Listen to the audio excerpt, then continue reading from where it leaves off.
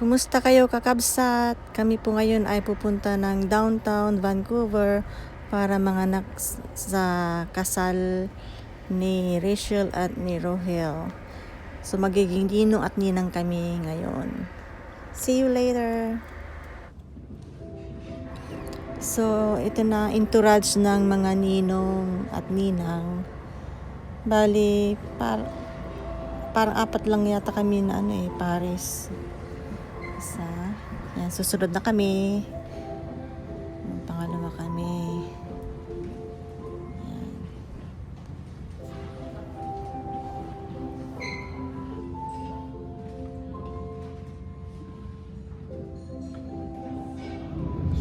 They are one in love and loyalty. The veil represents Rajel's strength and protection to Rachel, who he promises to care and love from this day forward.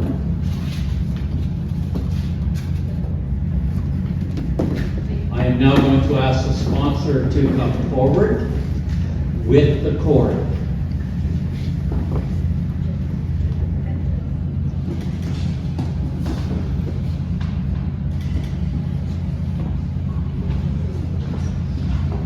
The cord is a symbol of the bond of their marriage that today Rajel and Rachel, you are united as one. You are also bound and unified together as husband and wife for all the days of your life.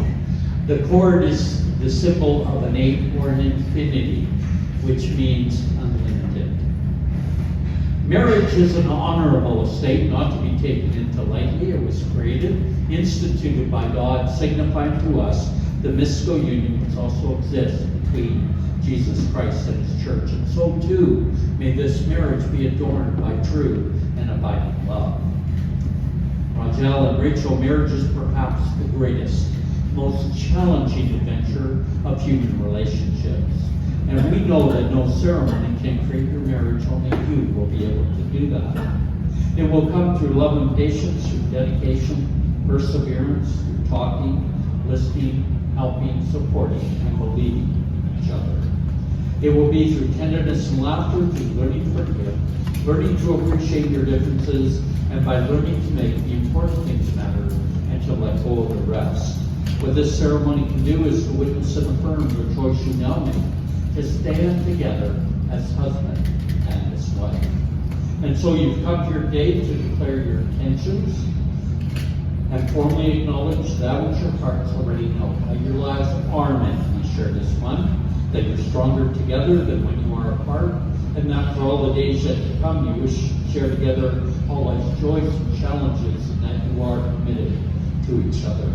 And so I'm now going to ask Rajel, do you, Rajel, take Rachel to be your wife, to love her, comfort her, respect and keep her from this day forward and forever?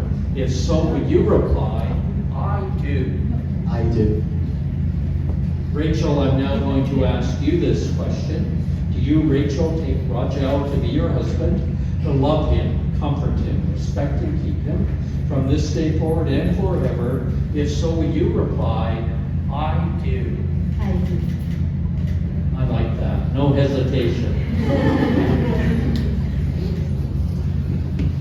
I'm now going to ask the sponsor to bring forth the coins for the heiress. Yes, and if you can hand those to our group, that would be greatly appreciated. The coins are a symbol of your prosperity. Prosperity is when God blesses you, blesses your marriage, your home, and each person who enters in. Rajel will now give Rachel these coins, and it represents all of his earthly wealth and prosperity that he is now given to Rachel to share. Rachel, who has accepted these coins, also pledges that the prosperity she now has, that they will share together. In other words, in common language, what is now mine is also yours.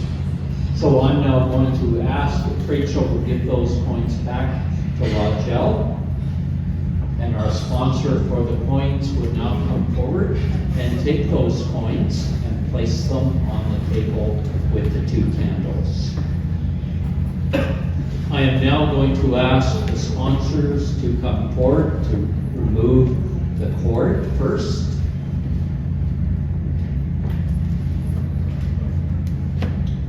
And now I will ask the sponsor to come forward to remove the veil.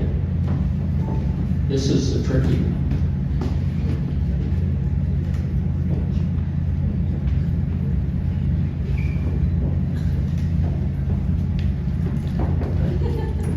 He's going to poke him with a pin. And now I'm going to ask the bride and groom if they will stand, and the chairs will be removed and put back at the sunning table. And I'm now going to ask the bride and groom if they will join hands. Everyone's doing such a great job. You've chosen a reading to share with everyone. These I can promise. I cannot promise you a life of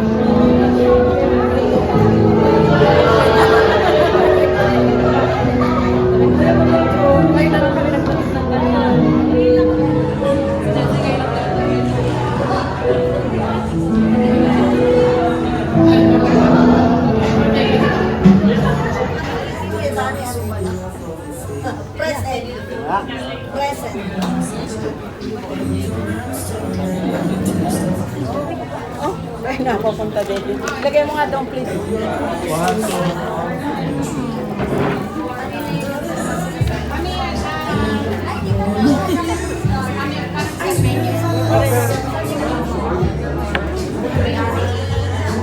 Kanino ba yan? So, kainan na.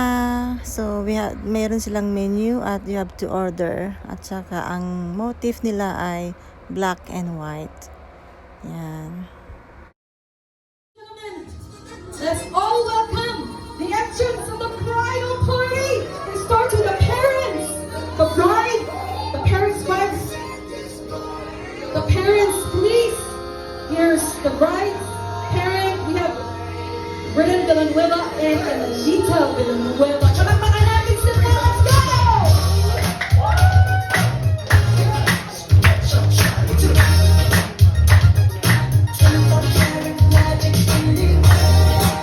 Alright, let's follow where the groom's parents, Joel Espiritu, Rusty and Romel Espiritu. Alright, that was it.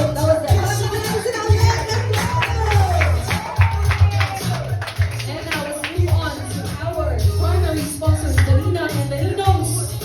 We have Felicidad, Danilo, Dalinda, Romeo, Julie, Ellie, Maris, Atu, and Esther. And sponsors, here we go.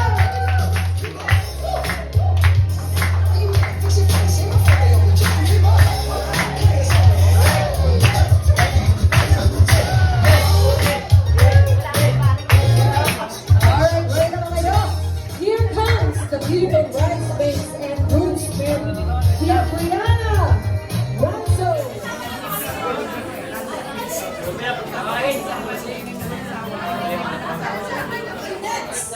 tuloy lang tayo. Ha? Dito.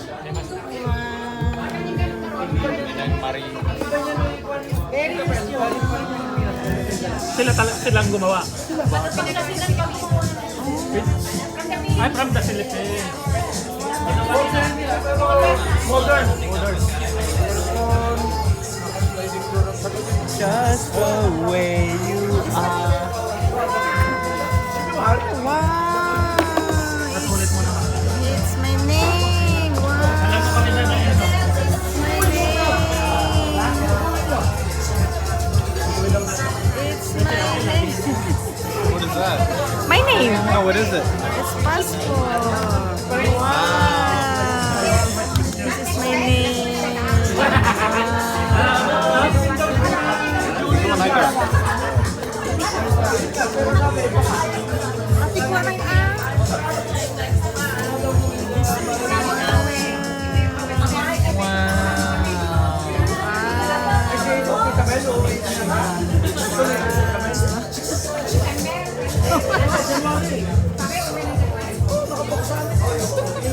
Oh, Dad. Your time.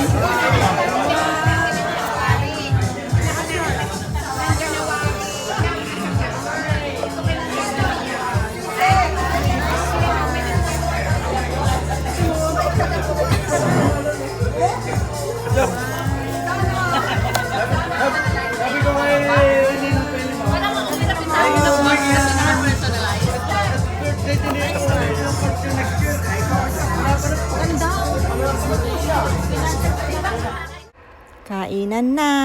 Cut muna natin yung background kasi baka ma-copyright yung yung music kasi. Yan, so yan ang in-order namin, steak. May advice si Ninong. Magkaklase po kami ni Paring Reden sa UP. Kaya po nagkaroon ng ganitong community. Sabi nga ni Paring Reden, hindi makapagpasalamat sa akin sa laki niya, sa laking tuwa niya. Pero I believe all things works together for good. Yeah. To them that love God, to them who are called according to His purpose.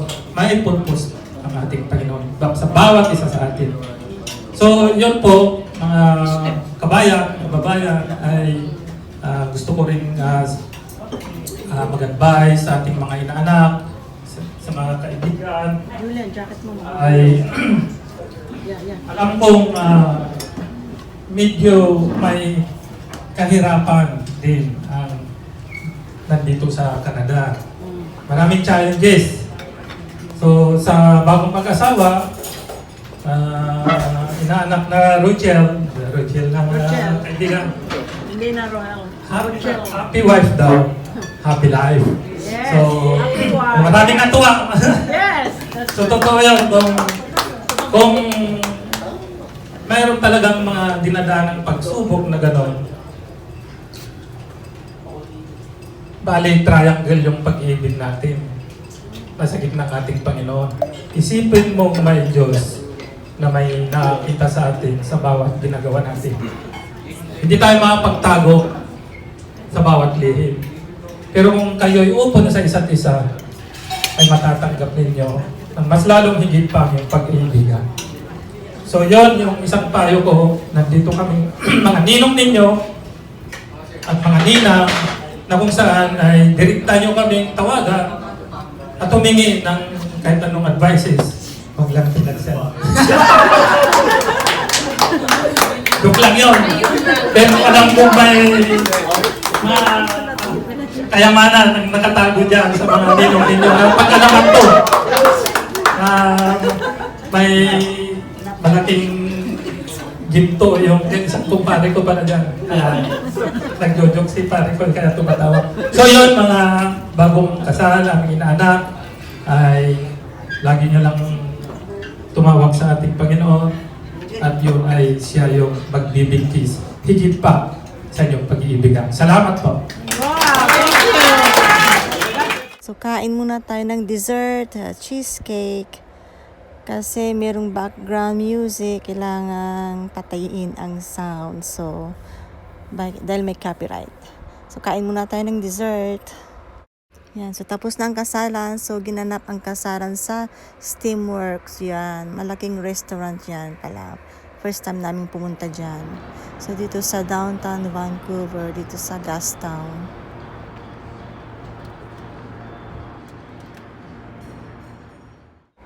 So, bali yung clock na yan, nasa corner ng daan ay ito ang landmark ng Gastown. Pag sinabing Gastown, ay yan, clock na tumutunog. So, tutunog yan, kaya hinintay ng mga tao na siya ay tutunog. So, kami ay naglalakad, kaya hindi na namin nahintay na tumunog. So, thank you ulit for watching. Like, subscribe, comment below, and God bless po sa inyong lahat. God bless. Ano mangyari dito kasi niya?